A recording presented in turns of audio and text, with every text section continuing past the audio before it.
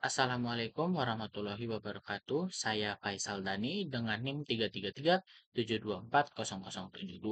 Di sini akan menampilkan hasil implementasi tugas struktur data jenis tree menggunakan bahasa pemrograman C++.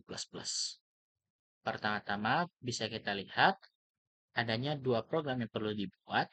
Untuk program A, dari contoh program biner di atas, buatlah program non-biner yang dapat melakukan tambah data secara serentak. Dengan operasinya ada memasukkan data dan juga melakukan traverse yang terbagi menjadi tiga, yaitu pre-order, in-order, dan juga post-order. Selanjutnya juga ada juga untuk menghitung jumlah node yang ada. Untuk contoh dari program biner yang disebut bisa kita lihat di sini. Itu contoh satu program binary tree.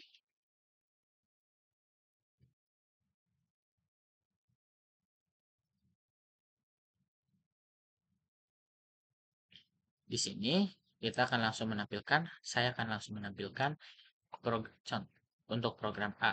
Pertama, di sini kita akan menginclude header file dengan IOStream untuk input dan output dari program. Selanjutnya ada penggunaan using namespace std untuk mempermudah penulisan kode sehingga tidak perlu menulis stdsin atau stdcout setiap kali menulis. Selanjutnya juga ada pembuatan struktur node untuk binary tree-nya, yaitu yang dimana dia akan berisi integer data, node kiri, pointer kiri, dan pointer kanan. Selanjutnya juga bisa kita lihat ada pembuatan node root dengan nama pohon yang dinilai 0 untuk pertama kali dibuatnya. Selanjutnya juga ada void tambah atau prosedur tambah dengan argumen root dan juga new data. Di sini bisa kita lihat pertama-tama ada percabangan 1 yang dimana nilai root tersebut akan dicek apakah dia masih kosong, yang artinya binary tree masih kosong, belum memiliki nilai sama sekali, sehingga akan dibuat node baru, node dengan nama baru, yang lalu akan diberikan new node yang dibuat menggunakan manggil new node, manggil new. Selanjutnya juga ada di sini bisa kita lihat ada baru. Dari node baru yang sudah baru diberikan nilai datanya berdasarkan new data yang sudah diberikan pada saat memanggil fungsi. Dan di sini juga bisa kita lihat untuk pointer kiri dari node barunya diberikan 0 dan pointer kanannya juga 0. Selanjutnya node root tersebut diberikan nilai dari baru yang sudah dibuat ini. Selanjutnya cout data bertambah. Diberikan pesan bahwa cout data bertambah atau data. Dan selanjutnya juga ada percabangan else if, di mana bisa kita lihat ada kondisi jika new datanya kurang dari root datanya, di mana dia akan memanggil fungsi tambah lagi atau melakukan rekursi, di mana dia akan mengecek, di mana jika datanya lebih kecil dia akan menaruh data tersebut di bagian kiri dari bagian kirinya. Selanjutnya, tetapi jika seandainya si new datanya lebih besar, di mana kondisi else if yang ketiga ini, jika new datanya lebih besar, maka dia akan ditaruh di bagian kanannya. Selanjutnya juga ada kondisi keempat, yaitu else, di mana jika new data tersebut sama dengan root data, di mana dia akan menampilkan pesan bahwa data sudah ada dan tidak akan dipanggil fungsi tambah untuk menghindari dari terjadinya duplikat data. Selanjutnya juga ada void pre-order, yaitu prosedur dari traverse yang tadi. Untuk traverse yaitu pre-order, data pertama dia akan memberikan nilai root dengan memanggil argumen rootnya. Selanjutnya juga di sini bisa kita lihat. Selanjutnya ada percabangan if root tidak sama dengan 0 atau berarti binary tersebut tidak kosong, maka dia lalu akan mengecek apakah si root nilai datanya juga tidak kosong, maka dia akan menampilkan nilai data tersebut. Selanjutnya dia akan melakukan pemanggilan fungsi rekursi, yaitu memanggil fungsinya sendiri, untuk pre-order untuk root bagian kirinya, dan juga pre-order untuk bagian kanannya. Sama juga. Dan selanjutnya juga ada void in order, yaitu traverse yang kedua, di mana dia akan sama seperti sebelumnya, argumennya menggunakan root, lalu root tersebut dicek apakah dia 0 atau kosong. Jika tidak kosong, maka dia akan melanjutkan kodenya. Pertama-tama dia akan memanggil fungsinya sendiri untuk bagian kirinya, lalu dia akan menampilkan datanya jika seandainya tidak 0. Lalu dia akan memanggil in order bagian yang kanannya, akan memanggil bagian node kanannya, ke nilai yang di bagian kanannya. Selanjutnya juga ada void post order, di mana dia bisa kita lihat juga sama seperti sebelumnya, yaitu menggunakan argumen root, di mana ada percabangan root tidak sama 0, sama seperti sebelumnya. Berarti jika rootnya tidak kosong, maka dia akan memanggil dua fungsi rekursi untuk bagian kirinya dan bagian kanannya, lalu menampilkan nilai dari data yang ada terdapat di node tersebut. Selanjutnya juga ada fungsi integer count nodes sama dengan argumen root, di mana dia akan melihat kondisi jika rootnya sama dengan 0 atau kosong, maka dia akan memberikan return nilai 0. Tapi jika tidak, maka dia akan memberikan return 1 tambah count nodes root bagian kirinya dan count nodes root kanan. Di mana bisa kita lihat adanya fungsi rekursi lagi, yaitu fungsi memanggil fungsi sendiri. Selanjutnya, kita juga lihat adanya fungsi integer main atau fungsi utamanya yang digunakan untuk sebagai menu ya program. Pertama, di sini kita lihat ada integer pilihan dan jumlah data, lalu juga ada integer data, di mana selanjutnya bisa kita lihat adanya pembuatan loop do while,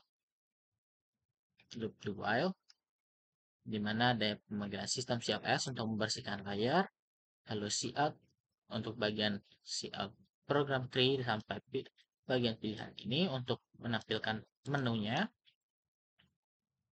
Dan juga bisa kita lihat adanya percabangan switch menggunakan kondisi pilihan dengan adanya case 1 untuk angkanya, case 1, 2, 3, 4, 5, 6. Mana untuk case 1 untuk input datanya sama seperti di menu yang sudah diberikan. Lalu case 2 untuk output bagian pre-order, untuk output berdasarkan pre-order. Untuk case 3 untuk output dari in order, dan case 4 untuk output post order, dan juga 5 untuk jumlah node dari tree-nya, dan case 6 untuk keluar dari programnya. Dan juga di sini adanya case default jika angka yang dimasukkan tidak valid. Selanjutnya juga ada sistem pause untuk menahan program sehingga tidak langsung keluar dan sehingga tidak langsung membersihkan layar sebelum user dapat melihat hasil outputnya. Di sini juga bisa kita lihat ada kondisi dari dua yang tadi disebut dengan catatan bahwa jika pilihannya tidak sama dengan 6, yaitu pilihan keluar, maka program akan tetap mengulangi loop tersebut. Di sini kita langsung compile and run saja. Nah, di sini bisa kita lihat ada menunya. Sebagai contoh, kita ambil saja angka sesuai contoh yang diberikan. Pertama, di sini ada 60, 45, 45,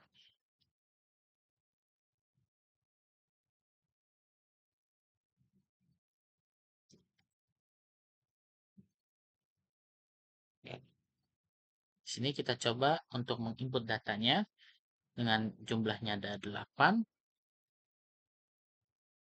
Itu di sini bisa kita lihat ada contoh data entry yang diberikan, yaitu nilainya 60, 45, 30, 70, 40, 90, 25, dan 80.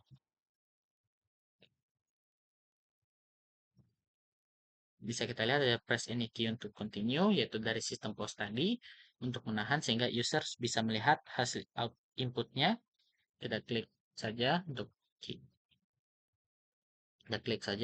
melanjutkan. Di sini bisa kita lihat untuk nilai pre-order. Jika lihat dari urutan pre-order, untuk driversnya bisa kita lihat yaitu nilainya adalah 60, 45, 30, 25, 40, 70, 90, 80. Di mana urutan ini tidak sama seperti yang di contoh data ketika kita masukkan, di mana 25 ada di elemen kedua sebelum terakhir. Nah, di sini tapi 25 terdapat di bagian di tengahnya. Kita lanjut lagi untuk melihat yang bagian in order, di mana bisa kita lihat untuk di in order, data itu ditampilkan dari 25, 30, 40, 45, 60, 70, 80, dan 90. Dan selanjutnya kita coba untuk lihat yang post order. Di sini saya kita lihat juga yaitu 25, 40, 30, 45, 80, 90, 70, 60. Selanjutnya kita coba untuk melihat jumlah node yang ada. Jumlah nodenya benar yaitu ada 8 seperti kita ketahui tadi. Bisa kita lihat sebelumnya. Kita tinggal keluar dari program ini dengan klik dengan isi input nomor 6. Selanjutnya ada program B yaitu dengan instruksi buatlah program untuk menampilkan node baru ke dalam pohon dengan menggunakan prosedur pre-order, in-order, dan post-order sehingga akan didapatkan hasil tampilannya secara pre-order yaitu LA, K, CNI, tampilan secara in-order KA, NCIL, dan tampilan secara post-ordernya KNI, CAL. Nah, di sini bisa kita lihat dulu untuk contoh hasil bentuk dari tree-nya, dan tree-nya seperti ini, yaitu LAK CNI. Bisa kita lihat bentuknya seperti ini. Jadi kita tinggal buat saja di kode C++ seperti contoh yang di 2 ini, yaitu program gambar tree.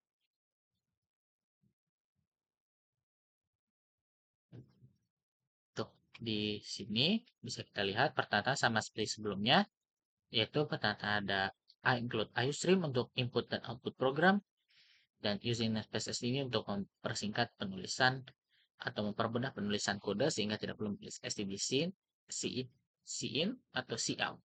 Selanjutnya ada juga deklarasi node tree-nya sendiri yaitu struct node dengan tipe data char untuk huruf, variabel huruf, dan pointer kiri dan pointer kanannya. Ada deklarasi pohon dengan nilai 0 untuk pertama kali saat program dijalankan. Lalu juga ada fungsi tambah data yaitu void tambah data dengan argumen root dan huruf baru. Kita lihat ada kondisi if root sama dengan 0, maka node baru akan dibuatnya node baru dengan node baru tersebut dibuat menggunakan memanggil new node. Lalu node baru tersebut nilai huruf yang terdapat dalam node tersebut akan diberikan nilai huruf baru yang dapatkan dari fungsi yang diberikan dari fungsinya. Lalu baru untuk pointer kirinya 0 dan pointer kanannya 0 juga, karena kondisi ini dijalankan ketika data masih kosong.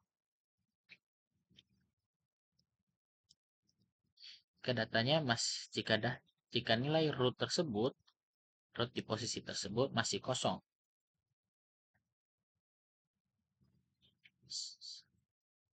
pada posisi node tersebut masih kosong ya.